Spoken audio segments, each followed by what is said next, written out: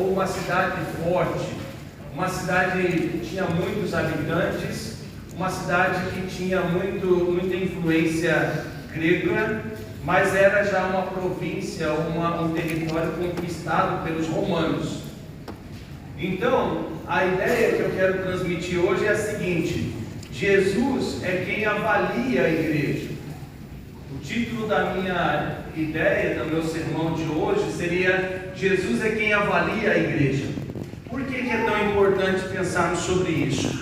Olha aí, por exemplo, o capítulo 2, versículos de 1 em diante.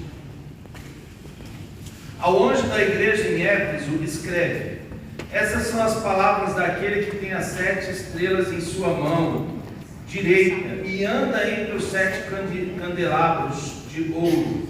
Conheço as suas obras e o seu trabalho árduo e a sua perseverança. Sei que você não pode tolerar homens maus, que pôs à prova os que dizem ser apóstolos, mas não são, e descobriu que eles eram impostores. Vocês têm perseverado e suportado sofrimentos por causa do meu nome, e não têm desfalecido. Contra vocês, porém, tenho isto: você abandonou o seu primeiro amor. Lembre-te de onde caiu e arrependa-se e pratique as obras que praticava no princípio. Se não se arrepender, virei a você e tirarei o seu candelabro do lugar dele.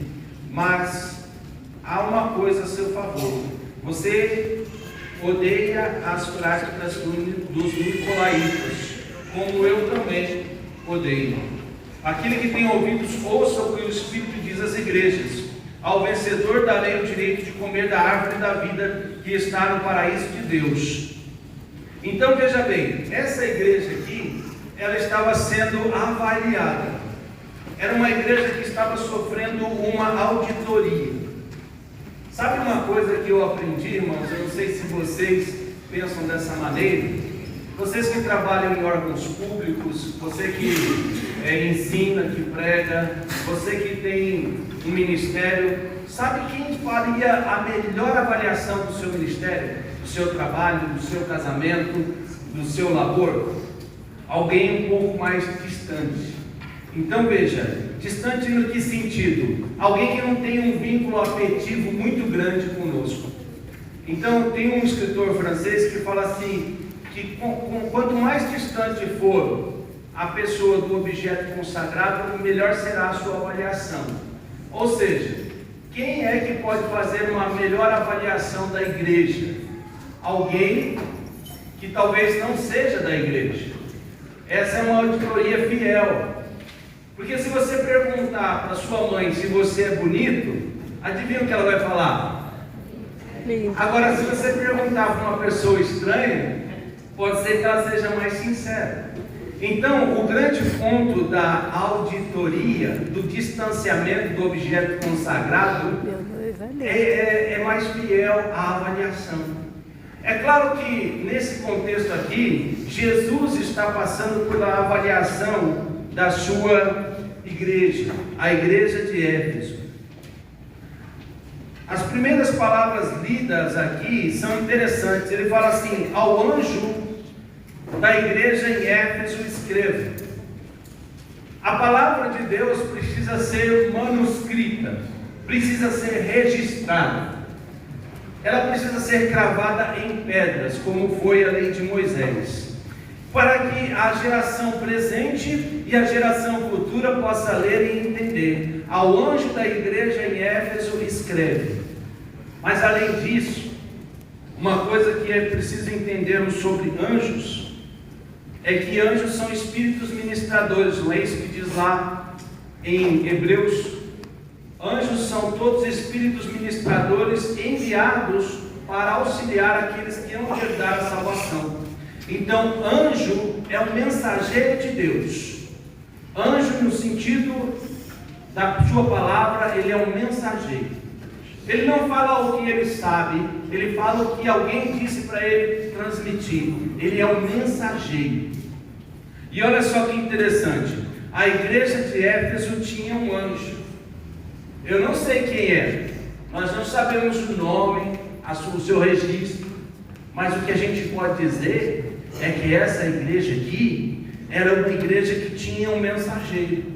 Mas não era um mensageiro qualquer, era um mensageiro que Deus ou Jesus falava por meio dele. Então é importante que nós saibamos que muitas vezes a palavra pregada não é uma ideia que surge na cabeça do mensageiro, é a palavra que Deus quer dizer para o teu povo, é a palavra que Deus quer transmitir ao seu povo. Mas olha só que coisa aqui que nos chama a atenção. Essas são as palavras daquele que tem as 7 estrelas em sua mão direita e anda entre os 7 candelabros de ouro. Jesus tem a igreja na palma das suas mãos. Jesus conhece cada igreja dele de acordo com a sua onisciência, de acordo com a sua onipotência. Ele tem conhecimento da igreja nas suas mãos. É interessante isso, porque aqui nesse tempo, um dos governadores, ou um dos imperadores que reinavam no Império Romano era o Domiciano. Domiciano, ele cunhou uma moeda que tinha a imagem do filho dele segurando o universo na mão, as estrelas nas suas mãos. Mas aqui João faz um contraponto e diz: não é o filho do Domiciano que tem o poder do universo em suas mãos, é o Senhor que tem todo o poder e tem as 7 igrejas na sua mão. E olha só que interessante, ele, além disso, ele avalia a igreja. Então, por isso que eu coloquei essa imagem aqui. A igreja é um corpo. E olha só que interessante, todo corpo saudável, ele cresce naturalmente. Se você for levar a sua filha, o seu filho no pediatra, e ele disser o seguinte: olha, a criança está bem nutrida, está dormindo bem, está engordando não sei quantos quilos ou gramas por mês, vocês estão de parabéns, vocês que são pais. O que você vai dizer? Você vai ficar feliz, não é? Porque se está crescendo, se é uma igreja que está crescendo, se é um corpo que está crescendo, é porque nós estamos fazendo as coisas certas, não é? Então todo corpo saudável cresce naturalmente. Se há problema de crescimento, é porque está havendo algum problema de nutrição, talvez, ou algum problema de instrução no que se refere à palavra. Então veja, conheça as suas obras e o seu trabalho árduo e a sua perseverança. Então esses irmãos aqui, eles tinham características que qualquer igreja gostaria de ter. Eles trabalhavam duro e eles faziam o quê? De forma perseverante. Eles trabalhavam duro e de forma perseverante. Então eu queria colocar um braço aí agora, a imagem de um braço, próximo slide. Então esses irmãos, eles tinham um braço forte, eles trabalhavam duro e perseveravam.